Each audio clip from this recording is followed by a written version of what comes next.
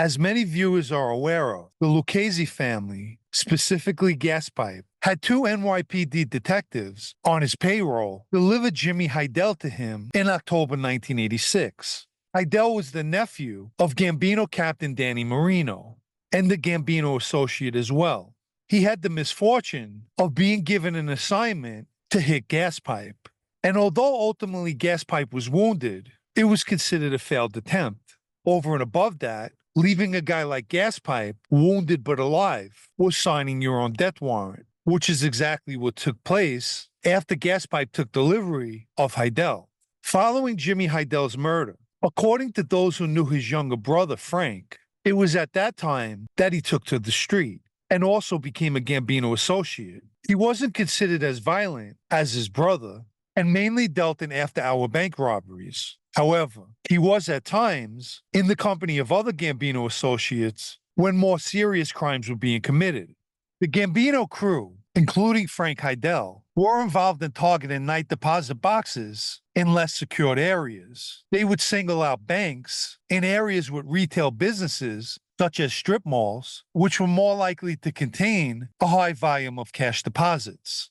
They would communicate by walkie-talkies and use crowbars, fishing gaffs, industrial-strength drills, and blowtorches to break into these boxes. Back in early 1997, Gambino associate Lenny DiCarlo was having personal issues with a union labor foreman named Frank Parisi. Apparently, and according to DiCarlo, Parisi was shaking down contractors on the job, as well as putting non-union workers to work. He also assigned DiCarlo back-busting tasks, even though he was supposed to have a no-show position. So on January 26, 1997, Super Bowl Sunday, DiCarlo lured Parisi to a Brooklyn social club under the guise of watching the game. But instead, Parisi was beaten, shot, and left to die outside on the street. The Gambino leadership was incensed by the publicity of this incident and blamed their member, Frankie Fapiano, because DiCarlo was associated to him, and they subsequently shelved Fapiano. Frank Hydell happened to be present that day when Parisi came to the Brooklyn Social Club, and although Hydell didn't participate, he witnessed what took place. In that situation, you had an associate who was obviously unhappy that he had to work like the majority of union workers, and naturally blamed the foreman. So for personal reasons, he began reporting anything that he felt could put the foreman in a bad light with the Gambino family. Consequently, the foreman is shot and killed, which resulted in a Gambino member being shelved. And let me add, besides killing a member, the second most severe punishment is shelving him. It's also interesting because during this time, 1997, the mob was still carrying out murders. Yet the Gambinos were not happy by a murder taking place enough to shelve a member for. I speak a great deal about members being shelved. So to give some first-hand knowledge to the mindset of a person who was shelved, I remember the demeanor of Ernie Grillo after he was shelved by the Gambinos.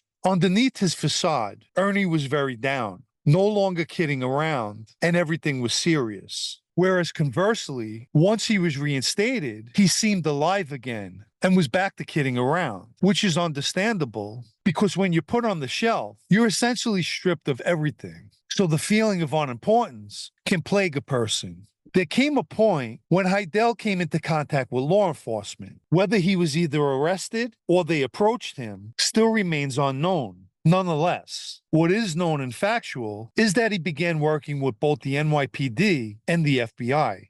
Obviously, Hydell was handing over vital information about the ongoings of the Gambino crew that he was involved with. Where things went downhill for Hydell is unknown. Whether inside information was passed to the Gambinos or it was just plain suspicion, there came a point when Hydell was being pegged as an informant. More crucially, he was walking around oblivious to this fact. Meanwhile, Hydell at the time had given information on crimes committed by 10 to 20 people, including members of the Gambino family. He also provided details on a crew of guys that were going to commit burglaries in New Jersey.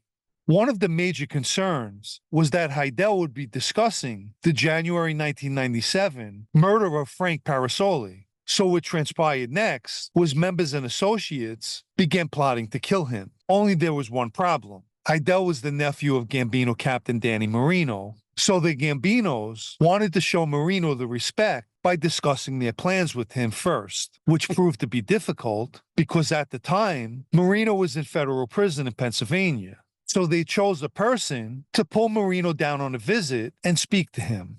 During that visit, Marino was told that his nephew was cooperating with law enforcement. Supposedly, Marino only asked one question: were they sure? Which his visitor assured him that the information was accurate. Marino responded by saying, "Do what you have to do," in essence, giving a nod to his nephew being killed. The unfortunate commonality in the majority of mob murders is that someone close, or more times than not, a best friend, is used to rock the intended target to sleep. John Matera and Frank Hydell were good friends. Some may even suggest best of friends. And on April 28, 1998, Matera called Hydell and suggested that they go for a drink at Scarlett's, a Staten Island strip club. Hydell took his white Toyota Camry and met Matera at the club. They grabbed a table and ordered a few beers. According to reports, Hydell had words with two people not long after arriving.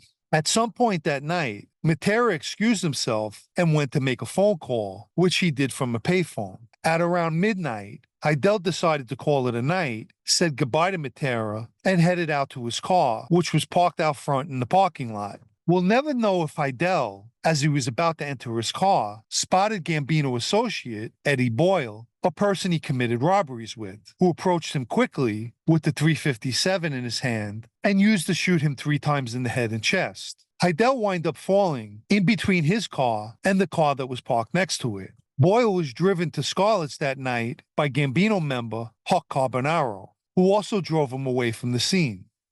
Lenny DiCarlo and Tommy Dono were manning a crash car. In the aftermath, DiCarlo and Dono pled guilty and were sentenced to 15 years each. Matera also pled guilty and received 20 years. Carbonaro was convicted of the murder, among other charges, and was sentenced to 70 years. Boyle, the shooter, was acquitted of Hydell's murder, but convicted of a racketeering conspiracy and was sentenced to 12 years on another case and received an additional 20 years for the racketeering case. Please remember to like this video if you haven't already, as it helps with the algorithm. And for anyone who'd like to show their appreciation for videos like this, or to help me keep this podcast going, you can do so by the Super Thanks icon down below, or the PayPal Cash App links in the video's description.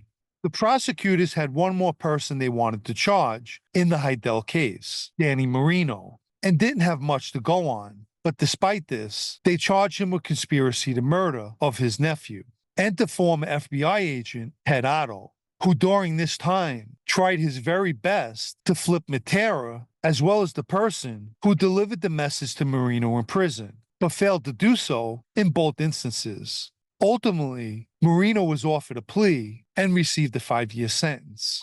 In conclusion, for those of you who are in the street and are either contemplating or are presently cooperating with law enforcement, think long and hard, because Frank Hydell also believed the FBI and the NYPD would keep him safe, and presently he's in his cemetery.